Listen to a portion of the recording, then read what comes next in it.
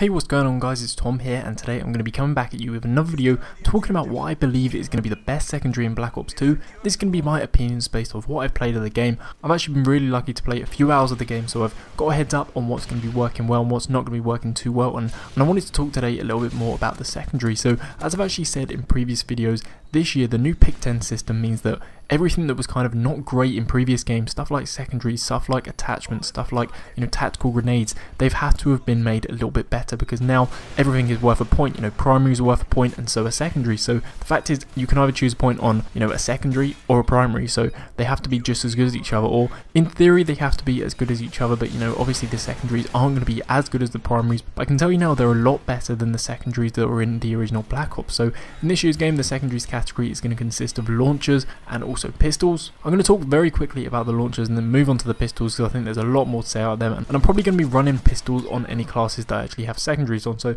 in terms of the launchers, we've got the SMAW. This is coming back from Modern Warfare 3. Again, it's very similar to what it was in Modern Warfare 3, much like the RPG, which is a long-standing gun in the COD series. The gun this year that's going to be taking down air support is the FHJ-18AA, and this actually does lock on pretty quickly. It's going to be quite easy to take down, simple stuff like the UAV and stuff like that.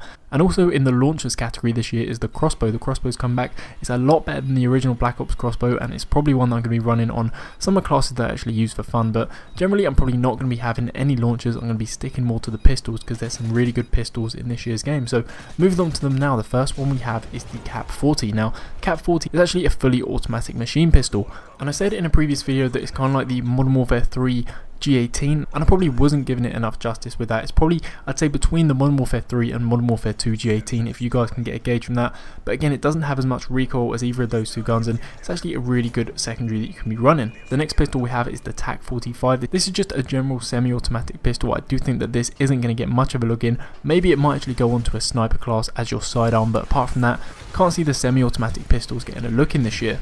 The next pistol, and the best pistol by far, I can say, I know a lot of people have been saying it as well, is the B23R. This gun is just, the Rafka's big brother. This gun was absolutely amazing. I'm just saying, I was getting double kills, triple kills with this gun, and it's just a secondary. It's just the Modern Warfare 2 Rafka. That's what I was actually feeling when I was playing with this gun. It's got a 15 round magazine, 3 round burst. You can actually use dual wield as well, and it's just, reminiscent of those days in Modern Warfare 2 where you were tearing through enemies with those Rafkas. And I do think that, from when I played it to when the game comes out, it might get a little bit weaker, but when the game starts, I advise you get this gun straight away and whack it on your class. Another pistol, which is actually the second best pistol in my opinion in the game, is the Executioner. This is a revolver which carries 6 rounds. Again, it's semi-automatic. It actually shoots shotgun shells, and yeah, you heard that right, it shoots shotgun shells. They're super powerful. It's just a 2-hit kill, so it's very powerful, but the range does drop off rather quickly. You have to be in really close proximity to get that 2-hit kill.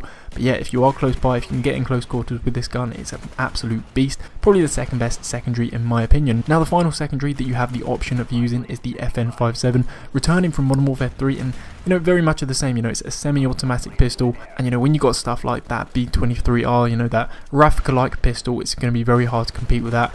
I do think the semi-automatics will have a much faster switch time, as I said earlier, so they might be on a few classes that way, but I do think the B23R and the Executioner are going to dominate in this class. So anyway guys, that's my view on the pistols and the kind of secondaries in the game.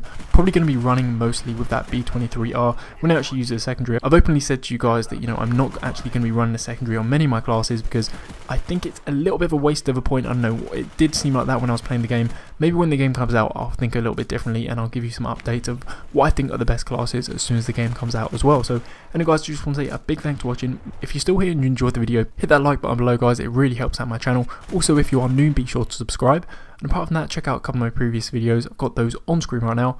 And yeah, big thanks for watching guys, and I'll catch you again with another video very soon. Objective parameters obtained. Well done.